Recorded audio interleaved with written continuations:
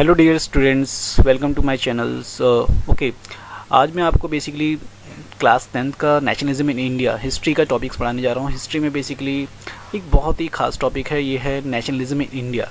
जाहिर सी बात है, ये एक जो नेशनलिज्म का इन इंडिया का जो टॉपिक्स है वो काफ़ी ब्रॉड है, लेकिन फिर भी एक रिवीजन क्लास है जिसमें मैं आपको समझा सकूँ कि क्या बेस्ट थिंग्स है जिसमें आप समझ सकते हो। और बेसिकली ये नेशनलिज्म है तो इसमें आपको कुछ बारीक चीज़ों पे ओके सबसे पहले डियर स्टूडेंट आप ये जान लीजिए कि नेशनलिज्म होता क्या है, क्योंकि आपके जो तीनों टॉपिक हैं आपके स्कूल में देखिए क्या किसी का नेशनलिज्म इन यूरोप आ रहा है और किसी का नेशनलिज्म इन इंडो चाइना आ रहा है। तो इस पर आपको ये डिसाइड करना है कि आपका कौन सा आ रहा है, लेकिन इसमें एक चीज़ कॉमन है, वो है नेशनलिज्म। तो नेशनलिज्म है क्या? नेशनलिज्म एक क्या कोई चीज़ है, कोई वस्तु है, कोई ऑब्जेक्ट है? नहीं, ये बेसिकली एक फीलिंग है जो बेसिकली आपने देखा होगा कि आपने 9th क्लास में स्टार्टिंग में पढ़ा होगा, फ्रेंच रेवोल्यूशन पढ़ा होगा, जिसमें 1917 में वो अपने आप को एक ऐसा स्टेट में कन्वर्ट करते हैं। तो नेशनलिज्म जो है वो बेसिकली यूरोप से स्टार्ट हुआ। ये जो फीलिंग है राष्ट्रवाद की, ये यूरोप से स्टार्ट होता है, खासकर जब फ्रेंच रेवोल्यूशन होता है। फ्रेंच रेवोल्यूशन के बाद देखोगे आप वहाँ पर बेसिकली अपने आप को यूनाइट करते हैं एज एक नेशन के रूप में। जब एक नेशन के रूप में आप अपने आप को डिसाइड करते हो तो देन उसके बाद वहाँ के जो सिटीजन्स होते हैं तो एक कुछ कॉन्सेप्ट लेके आते हैं। लाइक हमारा जब नेशनलिज्म जब हमारा नेशनलिज्म बनता है, या हमारे अंदर जब हमारा राष्ट्रगान बजता है, या कोई हम इंटरनेशनल लेवल पे इंडिया को रिप्रेजेंट करते हैं, या कोई क्रिकेट का मैच होता है, या कोई वॉर होता है, तब हम इंडियंस में एक फीलिंग डेवलप्ड होती है कि आप अपने नेशन के लिए कुछ करें, उसको रिप्रेजेंट करो, उसको विक्ट्री दिलाओ। तो ये जो फीलिंग है यही कहलाती है नेशनलिज्म। अब यूरोप में पहले कोई नेशंस तो नहीं था, वो यूरोप में खासकर फ्रांस में वहाँ पे बेसिकली किंग्स रूल करते थे। देन वहाँ पे उन्होंने फ्रांस वालों ने अपने आप को यूनाइट करा, बेसिकली यूनाइट करके उन्होंने एक नेशंस बनाया। और जब वो उनका नेशन बनाने के बाद बेसिकली अब यूरोप में नेशनलिज्म जब राइज हुआ तो बेसिकली फ्रांस वालों ने क्या करा अपना देखिए। पहले सबसे पहली बात, इसमें क्या क्या चीज़ें आती, क्या क्या एलिमेंट्स आते हैं जब नेशनलिज्म राइज होती है। सबसे पहले कहोगे कि ये हमारी एक लैंग्वेज है, यानी उनकी लैंग्वेज क्या थी? फ्रेंच, यानी एक हमारी कॉमन लैंग्वेज होनी चाहिए। देन उन्होंने अपनी कंट्रीज़ को एक सिंबल देने के लिए उन्होंने अपना फ्लैग बनाया। फ्लैग बेसिकली किसको रिप्रेजेंट करता है? हमारी पूरी कंट्री को रिप्रेजेंट करता है। देन उसके बाद उन्होंने अपनी टेरिटरी डिसाइड करी कि यहाँ से लेकर यहाँ तक हमारा एरिया है, ये हमारी बाउंड्रीज़ है, एंड उसके अंदर रहने वाले लोग तो उसके अंदर रहने वाले लोग वो उसके सिटीजन्स हैं। तो इस तरीके से ये बेसिकली नेशनलिज्म के सारे एलिमेंट्स हैं। इसके अलावा वो एक नेशनल सॉन्ग राइज करते हैं। तो कहीं ना कहीं देखो कि जब भी हमारा राइज होता है तो ये सब चीज़ें कॉमन होती है, हमारा लैंग्वेज, हमारा फ्लैग, हमारी टेरिटरी, हमारा सिटीजनशिप, जैसे वी आर इंडियंस। तो जैसे ही फ्रेंच वालों ने अपने आप को कहा वी आर फ्रेंच, तो उस तरीके से फिर जर्मन ने अपने आप को यूनाइट करा, उन्होंने भी अपना फ्लैग, नेशनल मतलब टेरिटरी, सिटीजनशिप, ये सब कॉन्सेप्ट लेके आ गए। और इस तरीके से वर्ल्ड में यूरोप से पूरे वर्ल्ड में एक सिटीजनशिप का या नेशनलिज्म का फीलिंग राइज हुई, जिसे कहते हैं नेशन स्टेट्स। तो ये नेशन स्टेट्स की थोड़ी सी हिस्ट्री थी।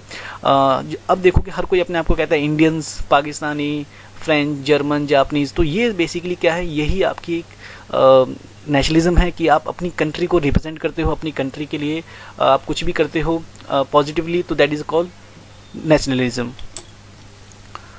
वापिस आते हैं अपने नेशनलिज्म इन इंडिया के टॉपिक्स पे। अब देखें इंडिया पे जो टॉपिक्स है इसमें कॉलोनियल एक टाइप की गवर्नमेंट है, यानी एक बेसिकली हम पे कॉलोनीज़ उन्होंने बना रखी है जिसे बोलते हैं उपनिवेश।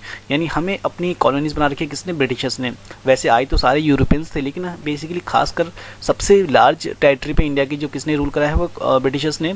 अब ब्रिटिशर्स के समय 1914 से लेकर 1918 तक और हमारे यहाँ बेसिकली वर्ल्ड वॉर होता है, वर्ल्ड में वर्ल्ड वॉर होता है, वर्ल्ड वॉर फर्स्ट, जिसमें वो काफ़ी सारे इंडियंस को भी इंक्लूड करते हैं। इसमें उनको होप दिया जाता है कि हम वॉर के एंड होने के बाद हम आपको आज़ादी दे देंगे, या एक तरह से उनको अट्रैक्ट करते हैं कि आप इंडियंस को भी उसमें वॉर में इंक्लूड कर दिए। और इसमें क्या होता है कि बहुत ज़्यादा फोर्स रिक्रूटमेंट होता है, यानी इंडिया से भी बहुत सारे लोग, यानी गाँव से लोग काफ़ी ज़्यादा वॉर में जाते हैं, और लगभग बहुत सारे लोगों की डेथ भी होती है वॉर में। इसके अलावा 1921 में लिखोगे लगभग वहाँ पे फैमाइंस आते हैं। फैमाइन वगैरह में बहुत सारे लोग मारे जाते हैं। इसके अलावा यहाँ पे एपिडेमिक्स फैलते हैं, एपिडेमिक्स में बहुत सारे लोग मारे जाते हैं। तो इस तरीके से बीमारियाँ फैलती है, जब वॉर में लोग मारे जाते हैं तो लोगों में बस यही उम्मीद होती है कि ये जो हार्डशिप के डेज़ हैं ये कट जाएंगे कभी ना कभी, खासकर जब वर्ल्ड वॉर ख़त्म होगा हमारा तो हमें आज़ादी मिलेगी, और एक न्यू होप लेकर उनके मन में रहता है सबके। लेकिन ऐसा कुछ होता नहीं है। तो यहाँ से बेसिकली एक नया इरा स्टार्ट होता है, वो है गांधी जी का इरा।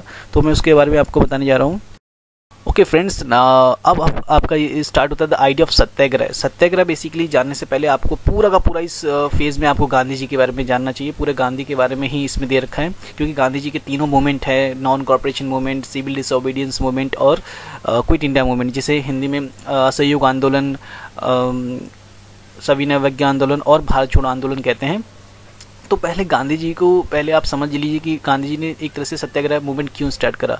सत्याग्रह तो नाम से ही हमें पता है, सत्याग्रह यानी फाइट फॉर ट्रूथ। और बेसिकली गांधी जी के जो मेथड होते हैं वो सिंपली होते हैं, इसके अंदर किसी भी तरह का वायलेंस यूज़ नहीं करना है, किसी भी तरह का प्रोटेस्ट को हमें पीसफुली यूज़ करना है, पीसफुली अपनी बातों को, अगर वो सही बात है तो हमें उसके लिए लड़ना चाहिए। तो यही इस सत्याग्रह कॉन्सेप्ट है जो कि बुद्धिज़्म से राइज हुआ था।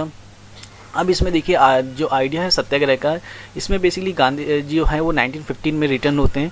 इससे पहले वो देखोगे 1915 से पहले गांधी जी बेसिकली बड़े ही अपने आप को ब्रिटिशर समझते थे, और उस समय वो गांधी जी नहीं थे, उस समय सिर्फ गांधी थे। इसके पीछे में कॉन्सेप्ट है कि गांधी जी का मतलब क्या है कि वो महात्मा गांधी वो बाद में बनते हैं। पहले तो सिंपली एक आम इंसान है और वो इंग्लैंड में पढ़ने के लिए जाते हैं। इंग्लैंड में जब पढ़ने के लिए जाते हैं देन वहाँ पे उनको क्या फेस करते हैं, वो बाकायदा 3 पीस सूट वगैरह पहन के जाते हैं, इंग्लिश लैंग्वेज वगैरह सीखते हैं, वेस्टर्न डांस सीखने की कोशिश करते हैं। अगर आप उनकी ऑटोबायोग्राफी पढ़ोगे तो उसमें साफ लिखा हुआ है कि वो डांस वगैरह सीखते हैं और ब्रिटिशर्स के काफ़ी बहुत करीब अपने आप को फील करवाते थे। लेकिन जब वो साउथ अफ्रीका वहाँ से उन्होंने LLB करी इंग्लैंड से, देन उसके बाद वो साउथ अफ्रीका जाते हैं किसी केस के लिए। केस के बाद वहाँ पे देखोगे, वहाँ पे वो जब उन्हें अपने एक वाइट मतलब फ्रेंड्स के रिगार्डिंग में जब होटल में जाते हैं तो उनका फ्रेंड उनको कहता है कि यहाँ पे आप अंदर ही रहना कमरे में, क्योंकि यहाँ पे सारे के सारे वाइट्स हैं, तो किसी भी इंडियंस को या ब्लैक्स को यहाँ पे अलाउ नहीं है। तो उनको बड़ा फील होता है। इसके अलावा जब वो बेसिकली कभी ट्रैवल करते हैं बाय द टांगा से, तो उनको एक अंग्रेज कहता है जाकर के ड्राइवर जो ड्राइवर है उसके साथ जाकर के बैठिए आप। तो वो रिफ्यूज़ कर देते हैं। जब रिफ्यूज़ करते हैं तो गांधी जी को काफ़ी ज़्यादा उन्हें मारा जाता है, पीटा जाता है, और वो टांगे गाड़ी से घसीटते हुए जाते हैं। तो इस तरीके से उनको काफ़ी ज़्यादा जब उन्होंने फेस करा कि यहाँ पे एपार्थाइड सिस्टम है।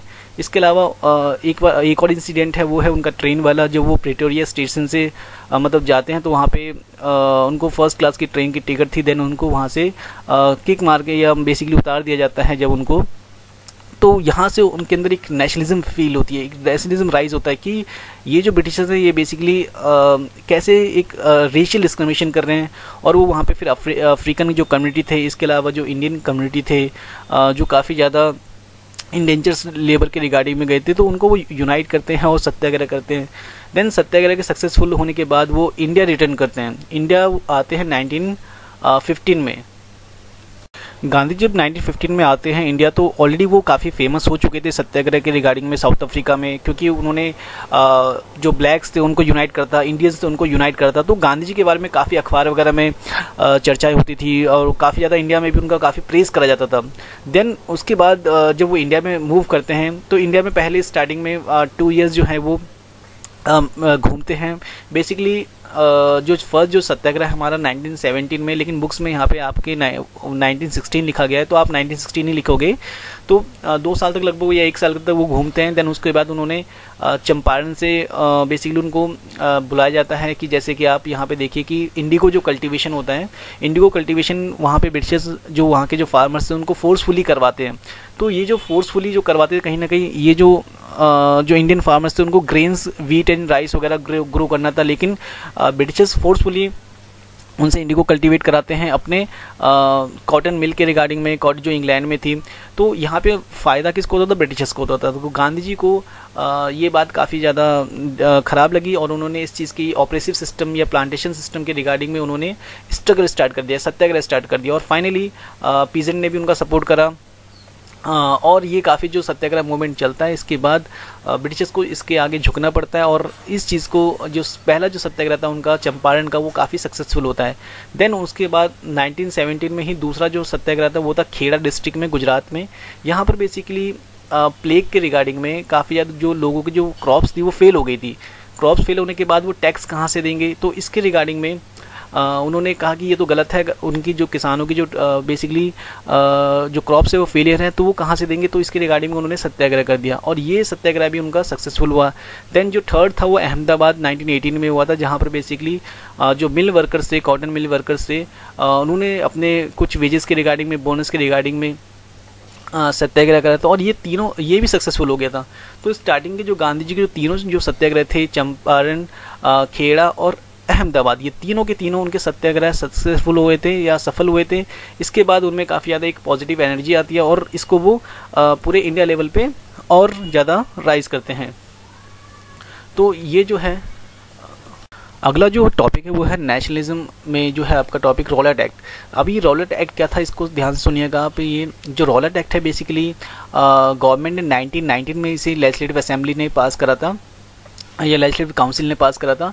इस लॉ के बेसिकली उनका जो मोटिव था ब्रिटिशर्स का वो ये था कि किसी जो इंडिया में जो नेशनलिज्म राइज हो रही है या जो क्रांतिकारी या जो रेवोल्यूशनरीज जो मूवमेंट राइज हो रहा है उसको कैसे कंट्रोल करे, उसको कैसे कर्व करे। तो इसके रिगार्डिंग में ये एक तरह से ये था कि इसमें किसी भी इंडियंस को अगर ब्रिटिशर्स सिर्फ शक कर लेते हैं कि ये सस्पेक्टेड है कि इस पर हमें कुछ लगता है कि ये किसी कहीं ना कहीं क्रांतिकारी या रेवोल्यूशनरी एक्टिविटी में इन्वॉल्व है, तो उसको सीधा सीधा 2 साल के लिए विदाउट एनी ट्रायल उसको अरेस्ट कर लेते थे और उस पर कोई वो वकील अपॉइंट कर सकता था, ना कोई दलील दे सकता था, ना कोई वो बेसिकली अपना अपील कर सकता था। तो ये बेसिकली नो अपील नो वकील नो दलील का एक फ्रेज भी काफ़ी राइज हुआ, जिसमें ये कहा गया कि ये जो लॉज है पूरी तरीके से अनजस्टफुल है, यानी इसमें इट इज़ बेसिकली एक ब्लैक लॉ है। तो इसके रिगार्डिंग में हर जगह प्रोटेस्ट रैलीज, बहुत जगह स्ट्राइक वगैरह होने लग गई, शॉप्स रेलवे स्टेशन बहुत कुछ बंद होने लग गए। तो ये जो मूवमेंट था इसके रिगार्डिंग में ब्रिटिशर्स ने क्या किया, अब इसके रिगार्डिंग में जगह जगह पे चाहे वो लोकल जो लीडर्स थे वो आवाज़ राइज करते हैं। महात्मा गांधी भी दिल्ली में जब आते हैं इस मूवमेंट को सपोर्ट करने के लिए, तो उनको ऑलरेडी पलवल स्टेशन पे गिरफ्तार कर लेते हैं, दिल्ली के पास ही है। इसके बाद देखोगे अमृतसर में धीरे धीरे वहाँ के जो लोकल लीडर्स थे लाइक डॉक्टर सतपाल और किचलू, उनको भी अरेस्ट कर लिया जाता है। इसके रिगार्डिंग में यहाँ पे 14 अप्रैल को यहाँ पर 14 अप्रैल को जैसे कि आपको पता है कि बैसाखी का फेस्टिवल होता है, तो इसी के रिगार्डिंग में अमृतसर में एक मेला लगा हुआ था एक जलियांवाला पार्क के पास में। तो उस मेले में बहुत सारे लोग आए हुए थे और पंजाब में उसी समय मार्शल लॉ इम्प्लीमेंट था। मार्शल लॉ का मतलब क्या होता है कि कोई भी भीड़ इकट्ठा नहीं हो सकती, कहीं पर भी अगर होता है तो ब्रिटिशर्स उसे गोली मार सकते थे। तो ऐसा ही होता है जब वहाँ के जो इसका जो इंचार्ज था वो था डॉक्टर जनरल डायर। तो जनरल डायर बेसिकली अपने जितने भी उसके आदमी होते हैं उसके साथ वो आता है और वहाँ पे एक पार्क में जो जलियांवाला पार्क है, जो एक खाली जगह थी बेसिकली वो वहाँ पे मेन जहाँ पे उनका इंटरेस्ट था वहाँ पे खड़े होकर के वो 10 मिनट तक जब तक उनकी गोलियाँ ख़त्म नहीं होती तब तक वो फायरिंग करते हैं। इसी इंसिडेंट को जलियांवाला बाग इंसिडेंट कहते हैं। इसमें लगभग मतलब गवर्नमेंट के अकॉर्डिंग यानी जो ब्रिटिशर्स के अकॉर्डिंग लगभग 350 लोग मारे गए थे, जबकि इसमें हजार से ज़्यादा लोग मारे गए थे। तो इस इंसिडेंट के बाद गांधी और जितने भी लीडर्स थे सब बेसिकली काफ़ी एक तरह से काफ़ी ज़्यादा नाराज़ हो जाते हैं। उन्होंने सबने रविंद्रनाथ टैगोर ने, महात्मा गांधी, सब ने अपनी जो टाइटल्स है सब ने रिटर्न कर दिए। तो ये जो इंसिडेंट था इसे जलियांवाला बाग इंसिडेंट करते हैं, जो कि बेसिकली 1919 में हुआ था। तो इसको आप लिखोगे 19। अभी जैसे जैसे ये न्यूज़ बाकी इंडिया में फैलती गई वैसे वैसे वायलेंस भी काफ़ी तेज होता गया और एक्शन और रिएक्शंस की जो एक प्रोसेस है वो स्टार्ट हो गया। कई सारे जो इंडियंस थे उन्होंने कई सारे पुलिस ऑफिसर्स पे, बिल्डिंग्स पे उन्होंने अटैक करना स्टार्ट कर दिया और पुलिस जो ब्रिटिश गवर्नमेंट थी उन्होंने भी इससे सप्रेशन का ब्रिचुअल सप्रेशन स्टार्ट कर दिया। बहुत सारे इंडियंस को सप्रेस्ड किया गया और इसके अंदर खासकर जो सत्याग्रही थे उनको ये कहा गया कि आप बेसिकली जब भी आप निकलोगे कभी भी, मतलब जब ब्रिटिश ऑफिसर के यहाँ से निकलोगे तो बेसिकली आपको अपनी नाक रगड़नी पड़ेगी या क्रोल डाउन करके आपको निकलना पड़ेगा, सलाम ठोकना पड़ेगा। तो इस तरीके से चीज़ें होती रहती हैं। और साथ साथ कई लोगों ने बेसिकली जो पाकिस्तान में गुंजरवाला है वहाँ पर बॉम्बिंग भी करी, जिसे जब गांधी जी ने देखा कि अब ये जो मूवमेंट है काफ़ी ज़्यादा वायलेंट होता जा रहा है तो इस मूवमेंट को गांधी जी ने यहीं पे स्टॉप कर दिया। उसके बाद बेसिकली आप देखोगे एक नई मूवमेंट गांधी जी सोचते हैं कि हम स्प्रेड करें पूरे ऑल ओवर द इंडिया। एक अब नया मूवमेंट स्टार्ट हुआ वो था खलीफा या खिलाफत मूवमेंट। अभी खिलाफत मूवमेंट क्या था, ये खिलाफत मूवमेंट जो जुड़ा हुआ था ये फर्स्ट वर्ल्ड वॉर से भी जुड़ा हुआ था। फर्स्ट वर्ल्ड वॉर में एक अलायंस पावर में ब्रिटेन, फ्रांस और अमेरिका थे, तो इसमें ब्रिटेन जो था वो टर्की के अगेंस्ट में लड़ाई कर रहा था। तो टर्की जो था वो भी एक मुस्लिम कंट्री है, और टर्की के जो लीडर थे और जो वहाँ का किंग था वो था खलीफा। जो खलीफा जो है वो मुस्लिम वर्ल्ड का रिलीजियस लीडर भी है, और वो वहाँ का किंग भी था। तो वो दोनों इश्यूज़ के रिगार्डिंग में जब टर्की हारता है, यानी ऑटोमन जो टर्की को हराया जाता है, देन उसके बाद उसको इंडियंस में ये चिंता बैठ जाती है कि टर्की को बेसिकली काफ़ी ज़्यादा बांट लेंगे या टुकड़े कर देंगे उसके। तो इसमें जो मुस्लिम्स जो रिलीजियस सेंटिमेंट्स वो हर्ट होते हैं, और इंडिया में जो टू ब्रदर्स थे, शौकत अली, मोहम्मद अली, वो मुस्लिम को यूनाइट करते हैं और वो एक नया मूवमेंट स्टार्ट करते हैं, खिलाफत मूवमेंट। और इसी के रिगार्डिंग में गांधी जी भी एक ये अपॉर्चुनिटी समझते हैं कि मुस्लिम्स को भी अपने साथ में लेकर के एक नेशन वाइड बड़ा सा एक मूवमेंट स्टार्ट करेंगे। और ऐसा होता भी है, गांधी जी एक नया मूवमेंट स्टार्ट करते हैं 1920 में, जिसको कहते हैं हम नॉन कॉर्पोरेशन मूवमेंट। हम इसके बारे में पढ़ेंगे। अब गांधी जी ने एक नया मूवमेंट स्टार्ट करा जिसका नाम था non corporation movement. Non corporation movement का जो आइडिया था गांधी जी ने बहुत पहले ही सोच रखा था, या उन्होंने जो बुक्स लिखी थी हिंद स्वराज, उसके अंदर बेसिकली उन्होंने ये डिसाइड करा था कि अगर हम सारे के सारे इंडियंस जो ब्रिटिशर्स के लिए काम करते हैं उसको हम रिफ्यूज़ कर दें, या ब्रिटिशर्स को किसी भी तरीके से सपोर्ट नहीं करेंगे, तो ये मूवमेंट जो है, हमें जो स्वराज है, स्वराज मतलब जो हमें सेल्फ रूल है, बहुत जल्दी मिल जाएगा। इसके रिगार्डिंग में हमें क्या करना होगा, इसके रिगार्डिंग में उन्होंने हमें जो भी चीज़ें हैं, यानी ब्रिटिशर्स का हर चीज़ में हमें सपोर्ट नहीं करना है, और उनके लिए सब कुछ हमें बॉयकॉट करना है। जैसे उनकी सिविल सर्विस हो गई, आर्मी हो गई, पुलिस हो गई, कोर्ट्स हो गए, लेजिस्लेचर काउंसिल्स हो गए, स्कूल्स हो गए, फॉरेन गुड्स हो गए।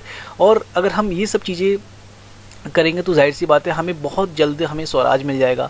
तो इसी रिगार्डिंग में उन्होंने जो कांग्रेस की जो मीटिंग होती है नागपुर सेशन में ये डिसाइड कर दिया जाता है कि हम 1920 से नॉन कॉर्पोरेशन मूवमेंट को लॉन्च करेंगे या स्टार्ट करेंगे, और ये काफ़ी ज़्यादा एक नेशन वाइड होगा। Thank you dear students. अगर आपको ये समझ में आया है तो इसे प्लीज़ लाइक करिए और इसे सब्सक्राइब करिए। मैं चाहूँगा कि नेक्स्ट टॉपिक्स मैं आपको और अच्छे समझा सकूँ। आप इसे ज़्यादा ग्राफिक्स पे ज़्यादा ध्यान मत दीजिए, आप इसे बस प्रीफर करिए आप अपनी बुक्स अपने पास रख करके इसे समझने की। और आप नहीं भी बुक्स है तो आप नॉर्मली अगर सुनेंगे इसे तब भी आपको समझ में आएगा। इसे ज़रूर कमेंट लिखिए आपको क्या इसमें अच्छा लगा, क्या अच्छा नहीं लगा। अगर आपको अच्छा लगा तो प्लीज़ इसे लाइक करिए और सब्सक्राइब ज़रूर कर लीजिए। Thanks you dear students, bye.